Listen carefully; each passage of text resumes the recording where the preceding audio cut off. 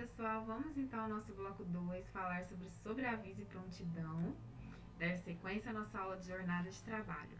Nós vimos, no bloco anterior, que jornada de trabalho, dentro desse tema, cabia 4 pontos, que é o tempo à disposição do empregador, o tempo efetivo de trabalho, a prontidão e o sobreaviso. Nós agora vamos falar sobre a prontidão e o sobreaviso. Esses dois institutos estão previstos no artigo 244, parágrafo 2º e 3º da CLT. E o que fala o artigo 244?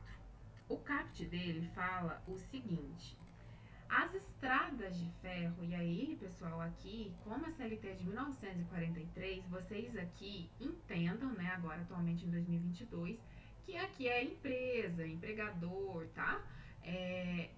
A CLT não foi atualizada, tá? Então, há vários termos que nem pode mais considerar datilógrafo, nem existe mais essa profissão. Estrada de ferro, mesmo, igual nós estamos vendo. Então, ela como não foi atualizada, depois não teve uma nova CLT, também não teve um código ali feito para o processo do trabalho, igual tem para o processo civil, igual tem para o processo penal, não tem também um código de direito do trabalho, existe código penal, código civil e não tem um código do trabalho, por exemplo. Então, como ainda a gente usa essa CLT de 1943, nós deparamos com termos desse tipo. Mas aí é só aplicar a analogia e trazer para a atualidade, tá? E aí, então, o que fala o artigo 244? Fala que as estradas de ferro, leia-se aqui as empresas, os empregadores, poderão ter empregados extranumerários, e aí aqui vem o termo de sobreaviso e de prontidão, para executarem serviços imprevistos, que estavam ali, que apareceram de repente, ou para substituições de outros empregados que faltarem à escala organizada. E aí o parágrafo 2º define o que é sobreaviso e o parágrafo 3º define o que é prontidão. Antes de ler, eu quero que vocês guardem 3 informações de cada um desses institutos. E essas 3 informações são a chave de tudo para vocês não errarem em prova, porque é nesse ponto, nessas 3 informações, que a banca, a OAB, a banca de concurso, a OAB, que as pessoas tentam confundir a gente. O sobreaviso são 3 informações importantes que temos que guardar. O empregado está em casa, a escala dura 24 horas e ele é remunerado em 1/3 do valor do salário hora normal dele. Então, se o salário hora normal dele vale R$60, ali ele vai receber R$20 quando ele estiver em sobreaviso. A prontidão, a escala é de 12 horas, o empregado estará na empresa e a remuneração dele será de 2/3 do salário hora normal dele. É muito fácil de guardar por 2 aspectos. Enquanto o sobreaviso, o empregado está em casa, claro, ele está em casa, mas ele não pode sair, fazer atividade particular, ir em uma festa, não pode dormir em paz ali, ele pode até tirar um cochilo, mas ele não pode pegar e falar, vou desligar meu celular, não quero saber de ninguém. Não, ele tá ali esperando o empregador chamá-lo a qualquer momento, se o empregador precisar dele. Então, ele também não fica em paz, Ele fica ali à disposição do empregador, mas de casa, no conforto da sua casa. Então, como ele está em casa, é claro que ele não vai ganhar como se ele estivesse na empresa, ali os R$60, mas ele vai ser remunerado, porque ele também parou a vida dele para aguardar o empregador chamá-lo a qualquer momento. Então, ele vai ser remunerado em 1/3 do salário normal. E isso daí pode durar até 24 horas. Ao passo que a prontidão, o nome mesmo fala, você tá ali na empresa e de prontidão, não estou fazendo nada, mas a qualquer momento posso ali fazer minha atividade particular, ler um livro, fazer o que eu quiser, e eu sei que eu tenho que ficar aqui e que a qualquer momento eu vou ter algo para fazer urgente, E aí dura apenas 12 horas. Por quê? Porque não tem lógica uma pessoa ficar mais de 12 horas trabalhando ali, de prontidão. Virar o dia, ficar 24 horas. Não poderia uma prontidão que a pessoa está na empresa durar 24 horas. Então, por isso que dura 12. E como ele tá ali na empresa, não tá no conforto de sua casa, ele é remunerado, o valor da hora dele é de 2/3 do valor normal. não é de o valor cheio, porque ele não está ali totalmente trabalhando, né? Ele está de prontidão e é um dia ali específico, extra, um extra que o empregado está tendo, mas também não é de um terço, né? Tampouco, porque ele não está no conforto de sua casa. Então é muito óbvio esses dois. Guardem, sobreaviso, está em casa, um terço, 24 horas. Prontidão, está na empresa, 2 terços, 12 horas. 2 terços, ó, olha que interessante. 2 terços, 12 horas. Tudo começa com D. 2, 12, 2, 12. E dependências, ó, dependências da empresa. Então, tudo com D é prontidão. O resto vai ser o sobreaviso. E a gente usa muito esse termo, né? Hoje eu estou de sobreaviso, né? Não posso sair, não posso fazer nada porque eu estou de sobreaviso. Posso ir trabalhar a qualquer momento. É muito comum acontecer em hospitais, pronto atendimento, que o empregador ele dá a opção para o empregado ou dele ficar ali de prontidão, né? Ou de ele ficar de sua casa, né? De madrugada, né? Às vezes a pessoa prefere ficar de casa. E se precisar chegar alguém, me liga. Aí o empregador liga e ele vai. Então é bem comum acontecer isso em trabalhos desse tipo. Então vamos ler o que o parágrafo 2º fala. Ó. Considera-se de sobreaviso o empregado efetivo que permanecer em sua própria casa, aguardando a qualquer momento o chamado para o serviço, e cada escala de sobreaviso será no máximo de 24 horas, e as horas de sobreaviso, para todos os efeitos, serão contadas à razão de 1/3 do salário normal. Tudo isso que eu já falei. Agora, considera-se de prontidão o empregado que ficar nas dependências da estrada, que leia-se empresa, aguardando ordens. A escala de prontidão será no máximo de 12 horas, porque ele está na empresa, né? E as horas de prontidão serão, para todos os efeitos, contadas à razão de 2/3 do salário hora normal, tá? Então é isso que o legislador trouxe para nós. E agora eu trouxe a súmula 428. Essa súmula é antes dela ser atualizada em 2012. E eu quero que vocês vejam o que a jurisprudência do TST, tá, consolidada, fala sobre isso. Ó, o uso de aparelho de intercomunicação, exemplo do BIP, pager, o aparelho celular pelo empregado, por si só, não caracteriza o regime de sobreaviso. Isso fala a súmula. Só tá ali com o celular da empresa, não significa que ele está de sobreaviso. Ele pode simplesmente ter o celular da empresa consigo e não estar de sobreaviso, não ser chamado hora nenhuma, e ele sabe que ele não vai ser chamado e ele pode até desligar o celular, tá? Uma vez que o empregado não permanece em sua residência aguardando a qualquer momento a convocação para o serviço. Se ele não está em sua casa aguardando ser convocado, não é sobreaviso, só é sobreaviso quando ele está aguardando ser convocado, tá? Aí, em 2012, o TST, para atualizar, né, o artigo 244, e para deixar bem clara essa questão do aparelho celular com o empregado, ele veio e mudou a súmula 428. E agora ela é da seguinte forma: o uso de instrumentos telemáticos ou informatizados fornecidos pela empresa ao empregado por si só não caracteriza regime de sobreaviso. Era o que falava a súmula em si. E aí ele completa, né, com o inciso 2º. Considera-se em sobreaviso o empregado que à distância e submetido a controle patronal, tá, por instrumentos telemáticos como o celular, permanecer em regime de plantão, o equivalente, ele está ali de plantão esperando ser convocado, aguardando a qualquer momento o chamado para o serviço durante o período de descanso. Então, em vez de ele estar descansando, fazendo coisas de lazer dele, ele está ali aguardando para ser chamado, é o famoso plantão, tá? Isso é o sobreaviso. E importante, pessoal, não basta, então guardem, não basta que o empregado utilize o celular da empresa, tá? Meio de comunicação da empresa para configurar sobreaviso. Deve haver algum tipo de restrição de locomoção, como o regime de plantão. Ele tem que não poder sair, ele tem que estar ali esperando, enquanto ele está ali naquela escala de plantão de 24 horas, ele tem que estar ali à disposição. Ele não pode se locomover, ele não pode viajar, ele não pode ficar incomunicável, ele não pode passear, não pode se comprometer a nada. Está ali de plantão e aguardando ser chamado. O simples fato de ter o celular da empresa não significa que ele está em sobreaviso. Tem que estar ali de plantão, aguardando ser chamado pelo seu empregador.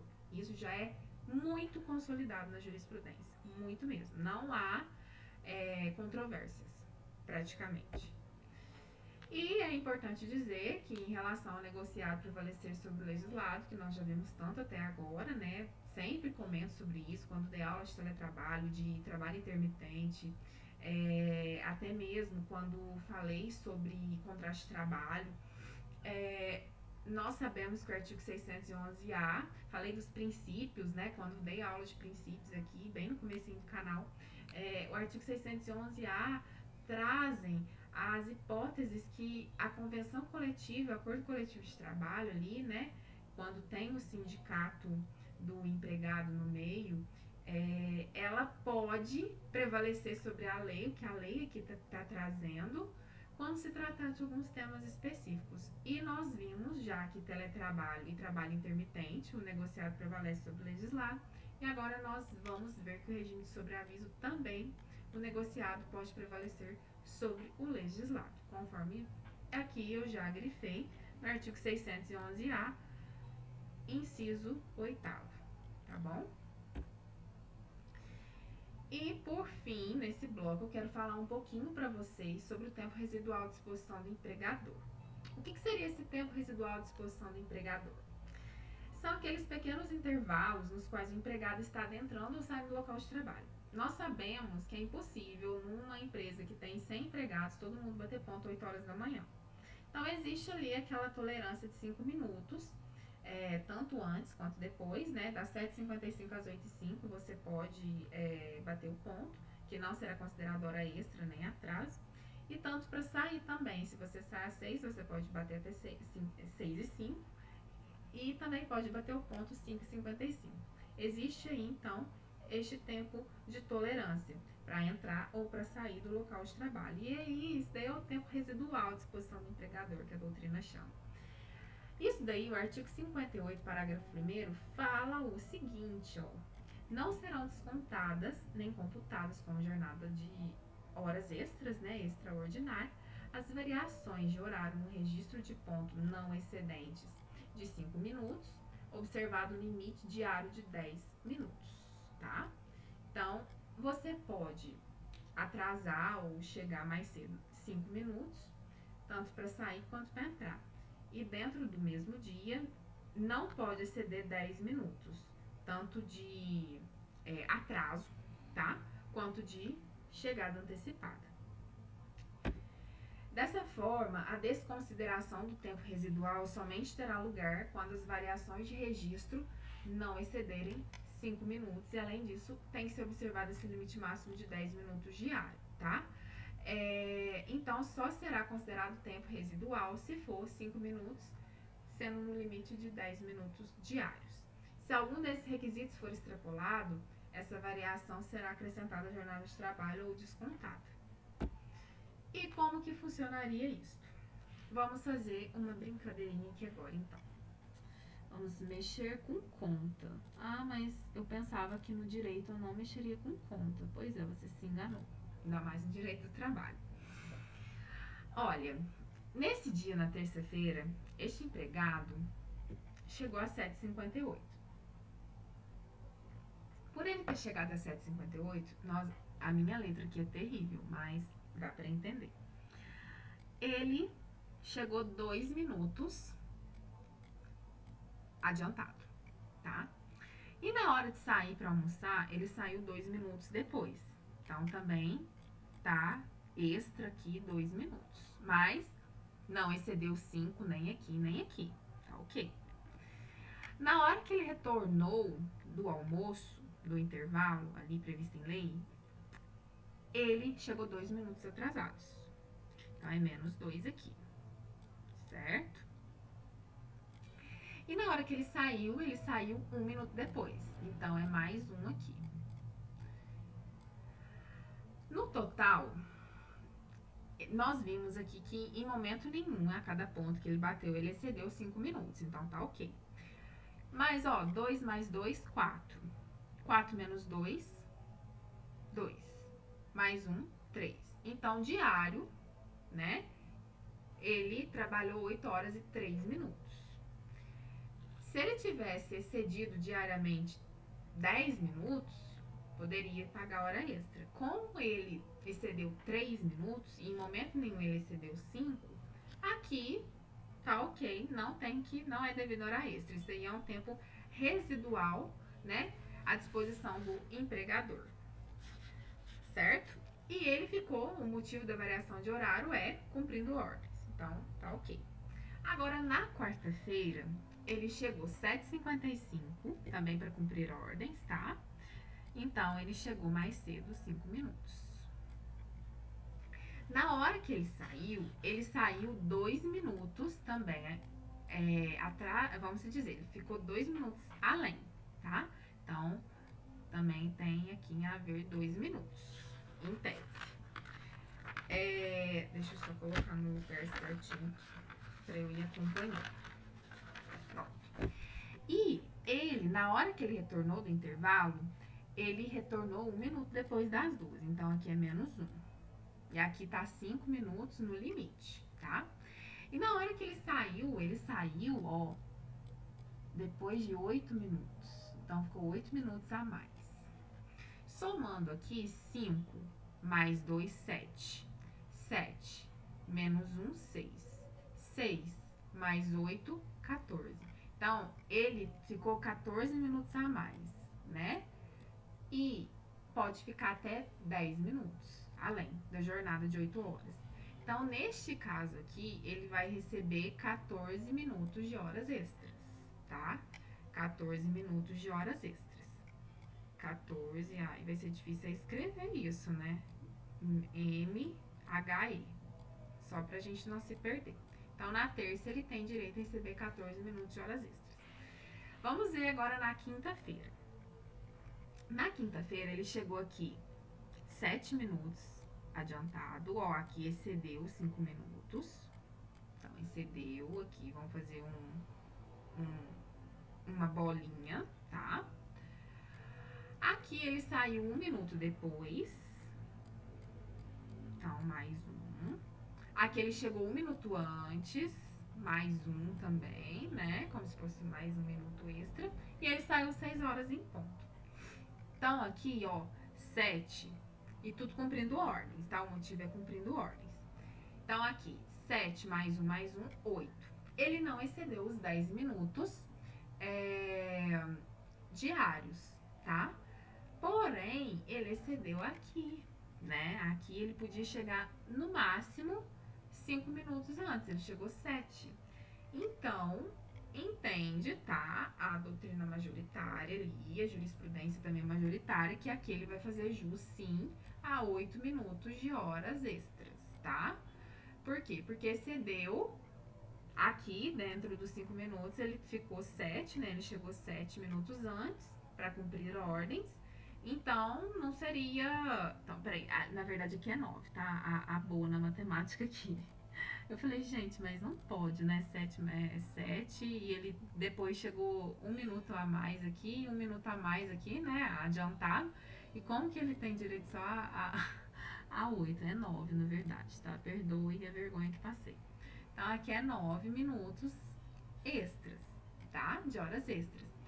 Muitos criticam que falam, não, na verdade ele deveria receber só os 7 minutos extras. Mas não, a maioria entende que tem que ser o total que ele ficou a mais, porque ele tinha que cumprir, não é, 8 horas diárias. Tá, que ele tem a tolerância de 5 minutos a cada ponto e o limite total, né, de 10 minutos. Porém, como em um desses critérios ele excedeu, então ele faz jus ao total ali, que então no total ele excedeu 9 minutos. Independentemente se não ultrapassou esses 10 minutos diários, mas dentro dos 5 minutos, como ele tá a 7, ultrapassou, então paga tudo, tá? E aí, agora na sexta-feira, então, aqui ele vai ter também direito a 9 minutos de hora extra, tá? 9 minutos de hora extra. E por fim, aqui, nós vamos ver que é porque ele ficou cumprindo atividades particulares, porque ele quis ficar na empresa, né? Fazendo atividades particulares. Ele chegou antes e saiu depois, ó, saiu 20 minutos depois. Ó, aqui ele chegou 1 minuto adiantado. Aqui saiu 1 minuto antes, então é menos 1. Aqui chegou no horário e aqui saiu 20 minutos depois. Só que não foi para cumprir ordens, foi para fazer atividades particulares. Aí, pessoal, não vai receber hora extra nenhuma, tá? Zero.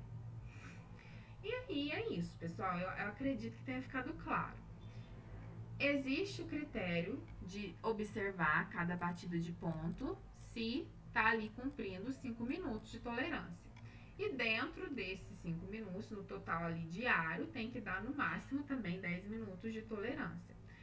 Quando ultrapassa os 5 minutos ou os 10 minutos diário, paga tudo que ultrapassou.